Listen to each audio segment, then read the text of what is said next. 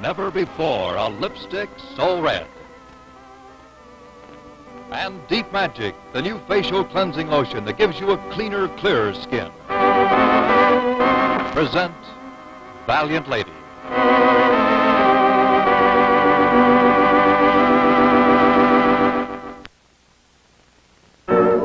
I ask a lot of people a lot of questions, Mrs. Emerson. Some of them resent it, some of them don't. Mr. Fraser happens to be one that did. I can hardly blame him for that, Lieutenant Maxwell. No one likes to be accused falsely. But your son was in his way, Mrs. Emerson. Just to get the record straight, how long have you and Bill Fraser been in love?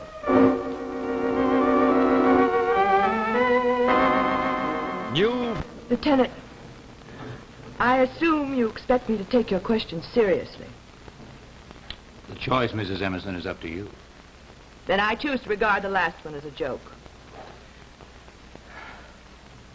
Your impression of my relationship with Mr. Fraser is false. Mm-hmm. He's been my friend for many years. He was my husband's closest friend. He's been like an uncle to my children. Including your son, Mickey? Including my son, Mickey.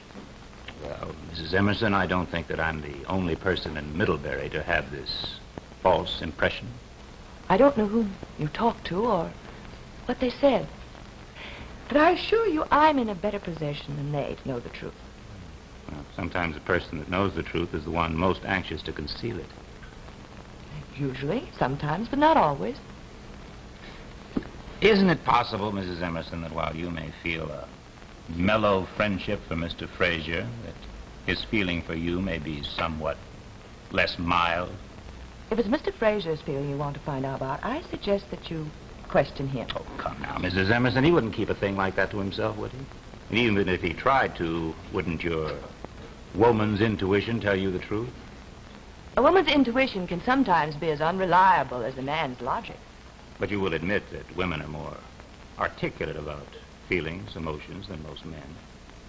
Any woman who attempts to be articulate about another person's feelings is on extremely dangerous ground. You're a pretty smart woman, Mrs. Emerson. Most of the people I question don't know that. They talk their heads off about other people. How accurately? No, not very. But that's no real problem. What interests me is what I learn about them while they're telling me about other people.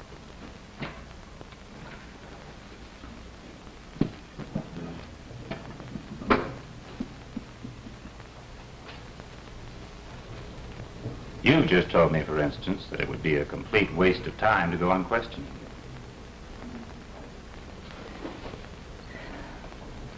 If I had any information to give you, I'd do so gladly. You have absolutely no idea where Bonnie Withers might have gone. Not the slightest. And you have no idea where her ex-husband, Roy Withers, may be? None. And you honestly believe that Bill Fraser found your son lying at the bottom of those stairs, as he said he did? I do. If I didn't, would I want to protect him from you? Would you? I would not. I want the person who did this terrible thing to Mickey punished, and that person is Roy Withers. The sooner he's arrested and tried, the happier I'll be. Well, that's a feeling that you can safely say I share, Mrs. Emerson. Nice day, isn't it? Lovely.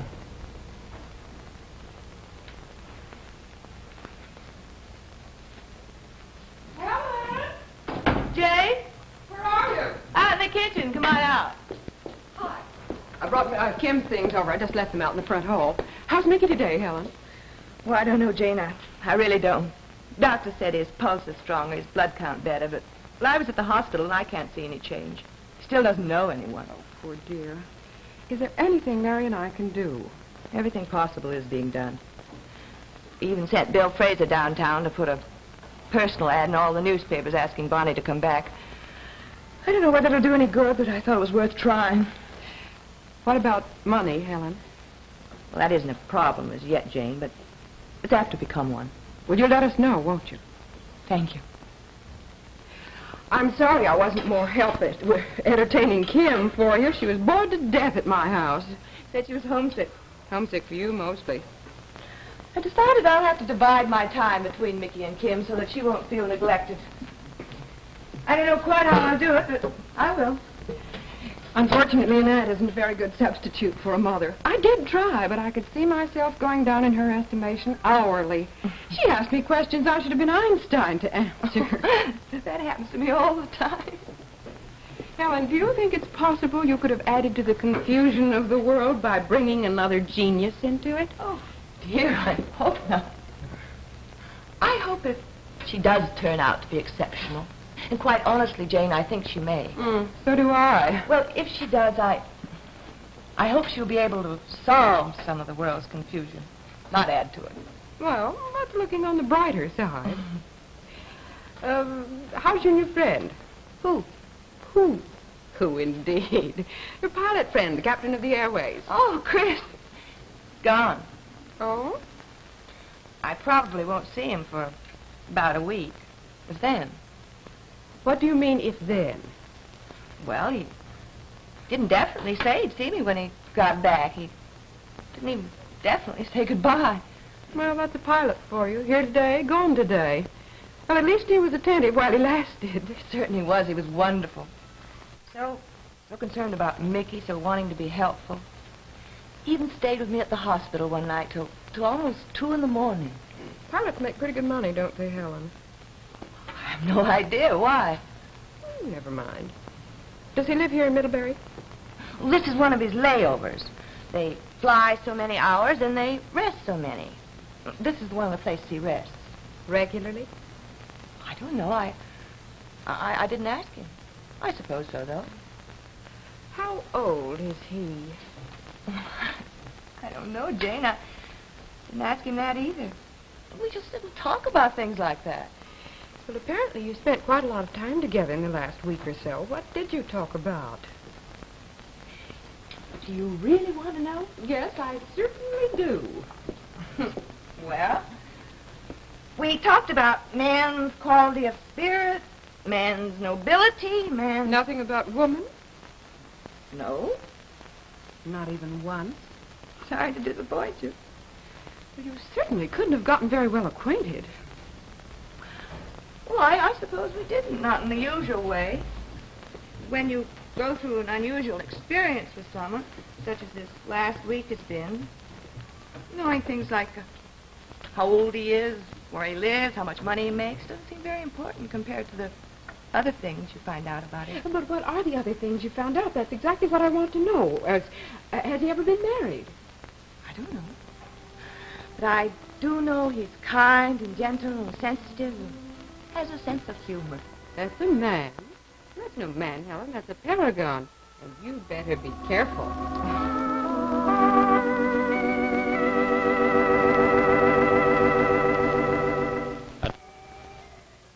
Hello, Helen? Yes? Who is it? Chris Kendall. Oh, hello, Chris. Where are you, in Miami? Not till tomorrow. Oh, but this is a long-distance call, isn't it? Well, no, not really. I stopped at this roadside place for a cup of coffee and saw the phone booth, and I thought I'd give you a call. How's Mickey, Helen? Well, he's some better, the doctor says. Oh, that's good. And how are you? Well, I'm all right. Where did you say you were? Well, I don't know, really. No name on the place. Maybe I'm lost. Are you sure you know what you're doing there? Yes. I'm having a cup of coffee, and I'm calling you. I really called to say goodbye, Helen. Oh, you mean goodbye? Before you take off on your flight? Yeah. Yes, you didn't say goodbye to me at the hospital this morning. Why did you leave like that? Well, you were all tied up with Kim. I didn't want to break in. Well, will you be coming back from Middlebury, from wherever you are, tonight? Yes, but it'll be kind of late. Look, will you be home tomorrow night at 7, Helen? Well, I think so. Why? Well, I'll call you from Miami at 7.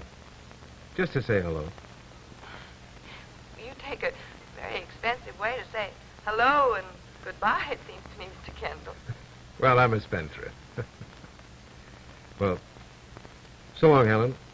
Take good care of yourself. You too, Chris. Bye.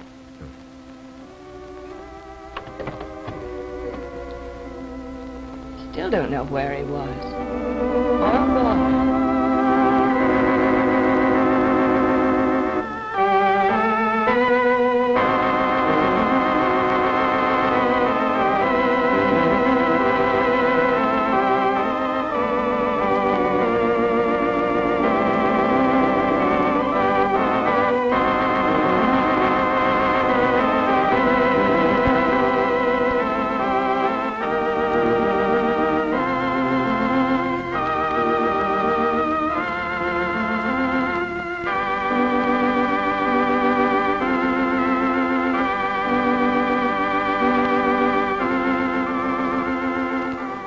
Miss O'Connor's Dress by Seal Chapman. Be with us tomorrow when Valiant Lady will be brought to you by General Mills.